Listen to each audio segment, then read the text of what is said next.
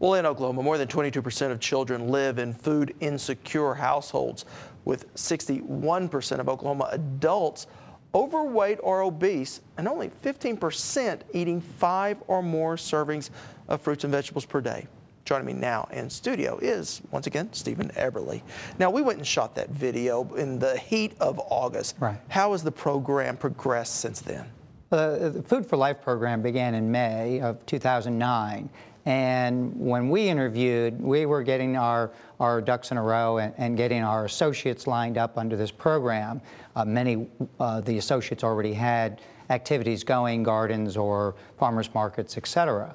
But now things have just absolutely taken off. You can't believe the number of schools putting in gardens for spring. I just left a high school today that we're cleaning out a mothball greenhouse in Tulsa at Hale High School to bring it back. I've been working with McLean High School, another mothball greenhouse. We're bringing it back. It's exciting. The associates are going full steam ahead, and all these new programs are coming in at the same time.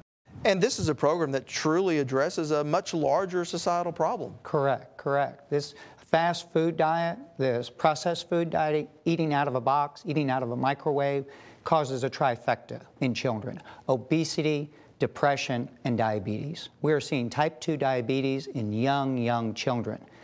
You're seeing children that are tremendously obese, not just overweight, tremendously obese in elementary school. We never saw that 20 years ago. What happened 20 years ago was eating fats, and that was the issue. You ate in virtually a healthy meal, but it was full of trans fats, and that led to heart disease. What now we see is because of processed food and the dollar menu and fast food, these children are obese because of that.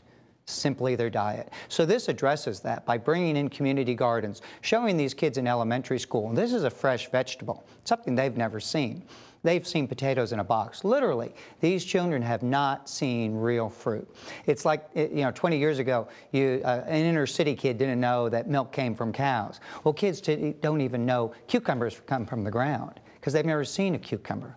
And unfortunately, we have a whole new generation that doesn't really know how to deal with fresh foods. Right. We have, over the past decade, and probably before that, taken home ec out of the schools.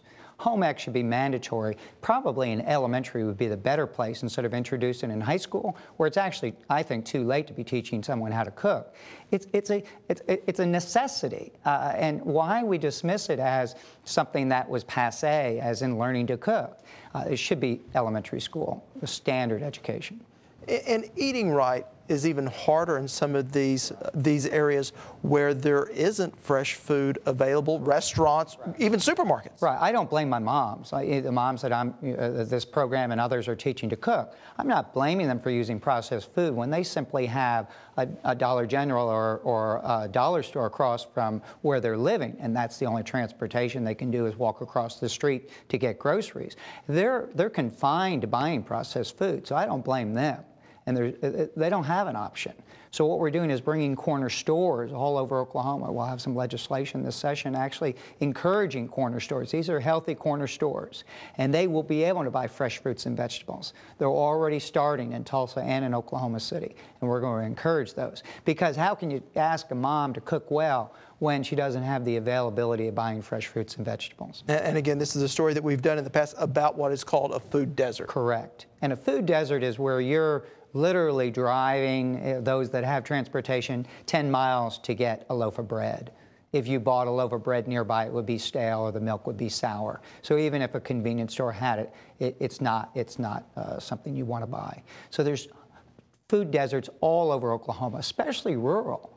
When we have superstores go into rural counties, they've knocked out these downtown grocery stores that many people in Oklahoma grew up walking or driving to downtown to go to the post office and the feed store, and they stopped in the downtown grocery store. Those are all gone. Those can all come back. We have a formula for those downtown, small town stores to have a smaller store that just sells groceries and just the needs, and not to compete with the superstore that's outside of town. And it can be done, and it's being done elsewhere in the country. The other thing is in town. Some of our most densely populated but poverty-ridden areas and neighborhoods are lacking fresh groceries, fresh food, fresh meats, fresh dairy, and then we're bringing that all back through the Healthy Corner Store initiative. And this is an issue, maybe on the surface you'd think it's just a social issue, but it truly is an economic issue for our state when it comes to our health. Oh yes, yeah. Whether you think healthcare plan or not or what, if someone's sick, we're paying for that. And certainly, if you're impoverished and not eating well, you're going to the emergency room without insurance. So a taxpayer is paying for that. So let's just get good food to these kids. Let's teach them how to cook again. Teach them what a vegetable is and what a healthy diet is. And then also serve that in their schools. We're really working with the school districts, and of course many are controlled by Sedesco, which is a large chain that provides food to institutions all over the world. And we're trying to work with them on getting healthier menu items, and also putting the French fries at the end of the line and the salad buffet at the front of the line. That's important too. And I have done stories in the past of farmers wanting to be able to get their fresh foods into these and stores. There's a very aggressive farm-to-school program that I have not yet worked with, but our program certainly will be working with them. And that's the idea, is grown in Oklahoma, products getting into our schools. Well, Stephen, a fantastic program, one I was happy to cover. Appreciate it. Now, just as Stephen said, tied closely to this is an issue known as food deserts. And if you'd like to learn more about food deserts that affect both rural and urban Oklahoma, simply head to our website at okhorizon.com and click on this week's Value Added.